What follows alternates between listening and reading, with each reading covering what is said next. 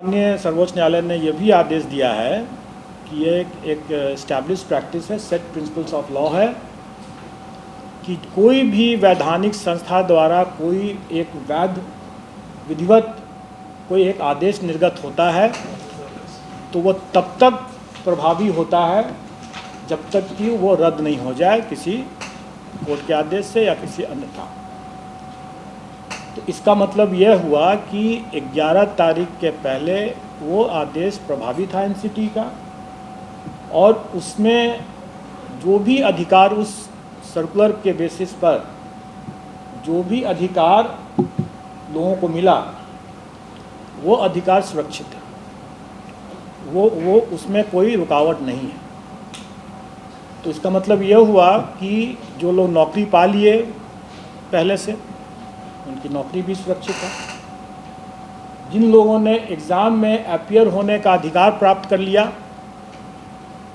उनका वो अधिकार भी सुरक्षित है। तो इसका मतलब यह हुआ कि बीएड के अभ्यर्थी जो हैं वो बेशक एग्ज़ाम में अपीयर हो सकते हैं क्योंकि उनका यह अधिकार सुरक्षित हो चुका है। लेकिन यह अधिकार उनके सिर्फ एग्ज़ाम में अपीयर होने का है जो कि सुरक्षित है, उसके फल पर उनका अधिकार अभी नहीं बना है। परीक्षा फल के अधिकार के बारे में इसमें हमारे विज्ञापन में भी ये अंकित है कि कोई भी निर्णय एनसीटी के परामर्श से जो राज्य सरकार जो निर्णय करेगी वही मान्य होगा, क्योंकि हम लोग एनसीटी से गाइडेड होते हैं। और जैसा कि मैंने पहले बताया कि पेज 45 सुप्रीम कोर्ट के ऑर्डर के लाइट में कि राजस्थान सरकार को भी एनसीटी के आदेश को मानना चाहिए था क्योंकि वो उस समय प्रभावी था, और हम लोग भी उसी को मानते हैं। और एनसीटी का गाइडलाइन जो भी रहेगा, राज्य सरकार का जो भी उस पर जो निर्णय होगा वही अंतिम निर्णय होगा, वही मान्य होगा, ये सबको मानना है। तो इसके संबंध में जब स्थिति आएगी कि परीक्षा फल के संबंध में कि उनकी पात्रता बनती है कि नहीं बनती है, इसके संबंध में जो भी निर्णय होगा वो उस समय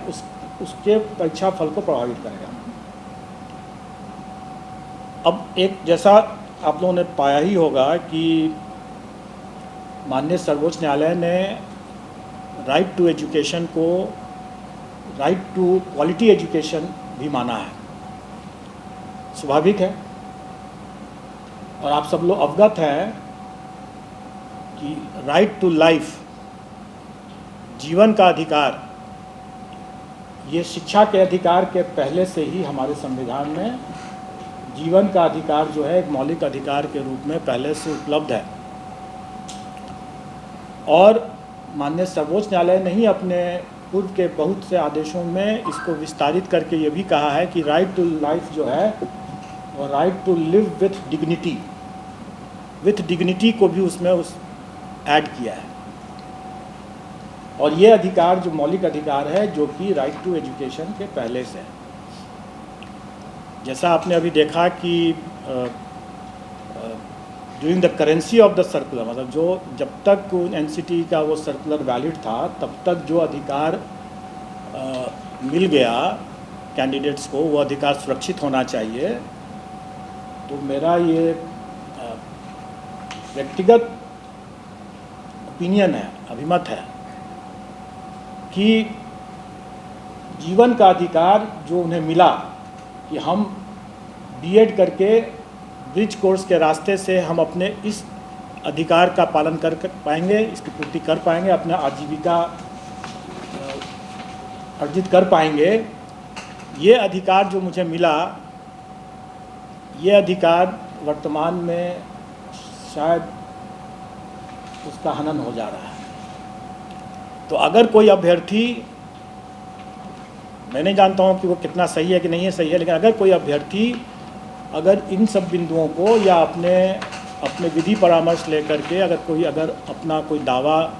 या पुनर्याचिका अगर माननीय सर्वोच्च न्यायालय में दायर करते हैं तो हमें उसके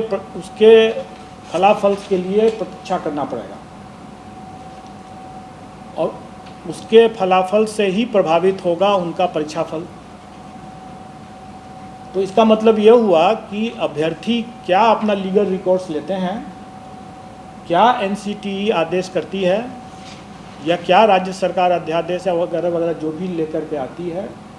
उससे उसका परीक्षा फल प्रभावित हो सकता है और हम उसका बिल्कुल अनुपालन करेंगे। अब तब ये प्रश्न आप लोगों के मन में जरूर उठता होगा कि जब इतना संशय है तो फिर अभी परीक्षा को क्यों नहीं टाल दिया जाए। स्वाभाविक है, ये सबके मन में ये सवाल उठेगा और इसका उत्तर भी माननीय सर्वोच्च न्यायालय के इसी आदेश में छुपा हुआ है। माननीय सर्वोच्च न्यायालय ने ये अपने पेज 35 से 36 में ये कहा कि जब आपके पास में डिप्लोमाधारी पर्याप्त संख्या में उपलब्ध थे तो आपको बीएड के साथ ब्रिज कोर्स के साथ उसको अलाउ करने का कोई औचित्य नहीं था। ये साफ साफ उसमें लिखा हुआ है कि, और इसी कारण से भी यह रद्द हुआ है क्योंकि आपको याद होगा, जानकारी होगी कि केवीएस ने शिक्षकों की कमी के कारण से यह प्रस्ताव मांगा था, दिया था, यह अनुरोध किया था, जिसको एनसीटी ने मान लिया। लेकिन राजस्थान के मामले में सुप्रीम कोर्ट की यह तीखी टिप्पणी है कि जब आपके पास में वहाँ पर पर्याप्त संख्या में अभ्यर्थी मौजूद थे डिप्लोमाधारी, तब फिर ये ब्रिज कोर्स करके बीएड को शामिल करने का क्या औचित्य है। अगर हम यही कहें कि हमारे पास जब पर्याप्त संख्या में डिप्लोमाधारी अभ्यर्थी उपलब्ध हैं तो परीक्षा को स्थगित करने का क्या औचित्य है। तब तो क्या हम ये एक मेरा क्या ये माननीय न्यायालय का मानना नहीं माना जाएगा कि हम जानबूझ करके, जबकि माननीय सर्वोच्च न्यायालय ने कह दिया साफ साफ कि आपके बीएड अभ्यर्थी नहीं एलिजिबल है इसके लिए, तब उनके लिए आपकी प्रतीक्षा रखते हुए आपने डिप्लोमाधारी के अधिकार का क्यों हनन किया। इसलिए हम डिप्लोमाधारी के अधिकार का हनन नहीं करेंगे, माननीय सर्वोच्च न्यायालय के अवमानना का भागी नहीं बनेंगे। माननीय सर्वोच्च न्यायालय ने जिस तीखी टिप्पणी को अपना आधार बनाया है, हम उसी तीखी टिप्पणी के आलोक में ये कहेंगे कि हम परीक्षा को नहीं टालेंगे। हम डिप्लोमाधारी हमारे पास पर्याप्त संख्या में हैं, 3,80,000 से ज़्यादा हमारे डिप्लोमाधारी प्राथमिक शिक्षक के लिए अभ्यर्थी हैं।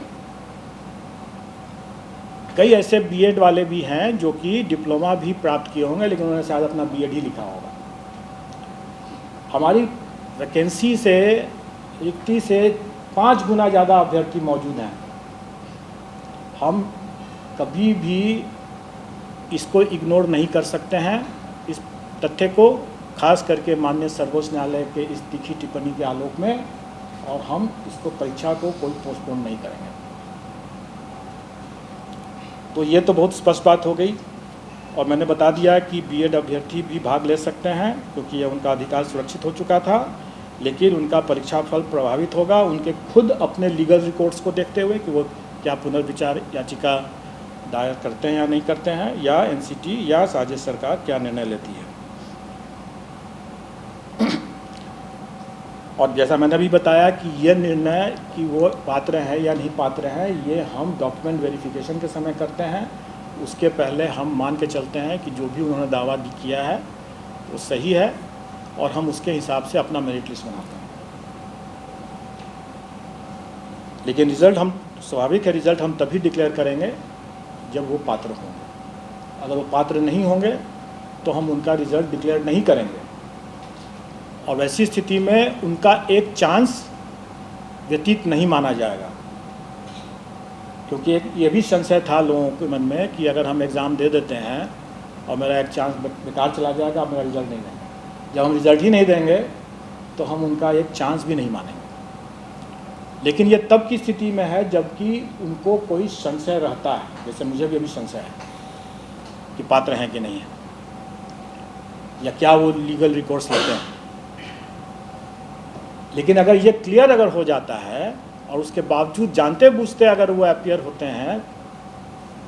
तब उसको हम उनके चांस को व्यतीत मानेंगे। जैसे कि हम लोगों ने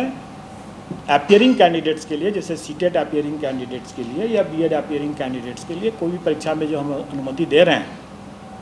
तो भली भांति जानते हैं कि वो अपना एक चांस को एग्जॉस्ट कर रहे हैं, चाहे वो सीटेट क्वालिफाई करते हैं या नहीं करते हैं, वो अपने एक चांस को व्यतीत करते हैं, क्योंकि भली भांति वो जानते बूझते वो अपीयर हो रहे हैं, इसलिए उनका चांस व्यतीत माना जाएगा। लेकिन इस पर्टिकुलर मामले में, बीएड के मामले में अगर संशय बना रहता है और अगर हम उनका परीक्षा फल नहीं घोषित करते हैं, रोक के रखते हैं, तो उनका चांस भी व्यतीत नहीं माना जाएगा और उनका 3 चांस, हर परीक्षा के लिए 3 चांस सुरक्षित रहेगा। ये तो अब मैंने जो बता दिया, जो आए दिन लोग तरह तरह के अटकलबाजी लगाते हैं और एक तरह से जो अभ्यर्थियों के शुभचिंतक हैं वो बेसिकली रक्षा में हत्या कर रहे हैं, क्योंकि जो उनका मन अगर विचलित है तो परीक्षा में कैसे पढ़ेंगे, स्वाभाविक है। आए दिन हम लोगों के पास में यह भी एक अनुरोध आते रहा है कि भाई ये पहली बार ये परीक्षा हो रही है, इसके क्वेश्चन के पैटर्न, इसके स्टैंडर्ड्स, इन सब चीज़ों का कोई पूर्वोदाहरण नहीं उपलब्ध है, तो हम तैयारी करने में थोड़ी कठिनाई हो रही है, इसलिए इसमें से नेगेटिव मार्किंग को हटा दिया गया। इस पर सरकार का भी अनुरोध है और कमीशन ने इस पर विचार करते हुए इस बार के लिए नेगेटिव मार्किंग को हटा दिया है। तो जो चूँकि हमारे क्वेश्चन पेपर्स पहले से मुद्रित हो चुके हैं, उसमें लिखा हुआ होगा कि नेगेटिव मार्किंग भी है, लेकिन अभी तक हम लोगों ने, चूँकि इसी उहापोह की स्थिति बनी हुई थी हमारे यहाँ भी कि इसमें नेगेटिव मार्किंग रखा जाए कि नहीं रखा जाए, इसलिए हमने अभी तक बताया भी नहीं था कि कितना नेगेटिव मार्किंग होगा। तो हमारे कमीशन ने विचारपूर्वक निर्णय लिया है कि नेगेटिव मार्किंग इस बार की परीक्षा में पूर्वोदाहरण या दृष्टांत नहीं बनने के शर्त पर इसको इस बार के लिए हटाया गया है। तो इस बार नेगेटिव मार्किंग नहीं रहेगा।